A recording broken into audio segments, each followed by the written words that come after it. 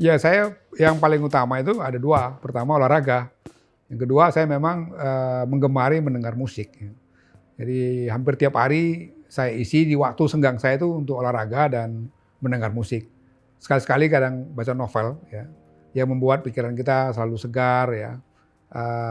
Kemudian mendapatkan nuansa-nuansa yang kadang-kadang itu berbeda dari keseharian dalam bekerja yang kita terima tiap hari, pengaduan pelanggaran hak asasi, ngurusin itu lagi yang kadang-kadang membuat kita jenuh, ya. Tapi dengan olahraga, musik, novel tadi saya kira, sama traveling satu lagi. Saya kadang-kadang jalan dengan keluarga saya. Kadang-kadang menyetir sendiri ke berbagai tempat untuk menyenangkan atau menghilangkan kebosanan, ya, kejenuhan sehari-hari. Saya dari kecil saya sebenarnya hobinya sepak bola, ya. Tapi beberapa tahun terakhir sudah jarang saya main sepak bola karena usia kan, disarankan untuk tidak terlalu sering. Karena itu saya beralih ke jogging, renang, dan diving. Nah, diving ini satu hobi baru sebetulnya yang baru kira-kira 4 tahun terakhir saya tekuni. Ya pasti kalau hari libur Sabtu Minggu saya akan pergi ke GBK pagi, ya, dengan istri saya lari di situ. Kadang-kadang saya pergi ke puncak. Tapi di luar hari-hari libur itu, pada hari-hari kerja, setelah jam 4, setengah 5, misalnya saya bisa kadang-kadang lari keliling kantor ini. Ya.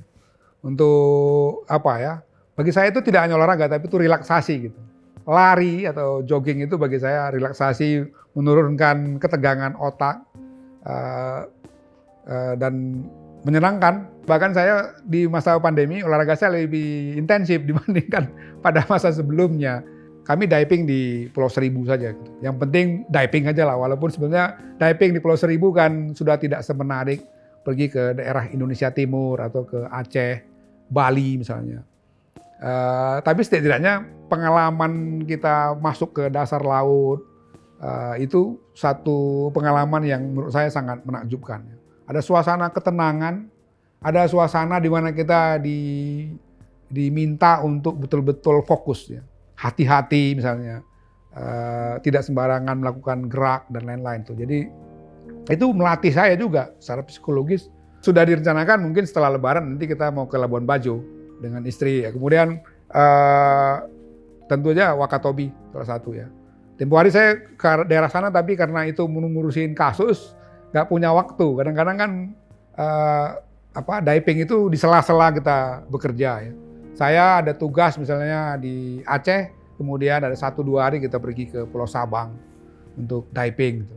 Saya kepada banyak teman-teman termasuk staf bisnis saya katakan, cobalah diving, Anda akan merasakan satu suasana yang menakjubkan. Gitu. Satu suasana yang juga hening, ya. Karena di bawah itu kan suara-suara yang di permukaan daratan ini itu berbeda dengan yang di dalam gitu. Kemudian kita juga diajak untuk fokus pada diri kita gitu. Saya datang ke banyak tempat dan saya lihat banyak yang sudah rusak. Itu sangat mencemaskan, ya. Juga mencemaskan bagi saudara-saudara kita yang hidup dari diving itu atau dari wisata laut sekitarnya lagi. Karena kalau kerusakan itu terus terjadi, itu wisatawan akan berkurang. Pendapatan nelayan juga berkurang karena ikannya juga berkurang gitu. Jadi kehidupan laut kita ini luar biasa menurut saya.